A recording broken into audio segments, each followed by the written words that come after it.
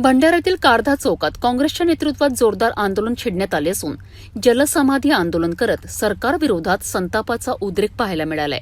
भंडारा गोंदिया लोकसभा क्षेत्राचे खासदार प्रशांत पडोळे, आमदार नाना पटोले यांच्यासह शेकडो शेतकरी, प्रकल्पग्रस्त आणि काँग्रेस कार्यकर्ते या आंदोलनात सहभागी झाले होते। कारधा चौकातील लहान पुलावर उतरून आंदोलनकर्त्यांनी थेट पाण्यात उतरून सरकारविरोधात जोरदार घोषणाबाजी केली आहे। शेतकऱ्यांचा हक्क मिळाल्याशिवाय माघार नाही, सरकार शेतकरी विरोधी आहे, अशा घोषणांनी परिसर दणाणून गेला। भंडारा गोंदिया जिल्ह्यातील प्रलंबित मागण्या, प्रकल्पग्रस्तांचे प्रश्न आणि शासनाच्या कथित दुर्लक्षाविरोधात हे आंदोलन छेडण्यात आले असल्याचे आंदोलकांनी सांगितले।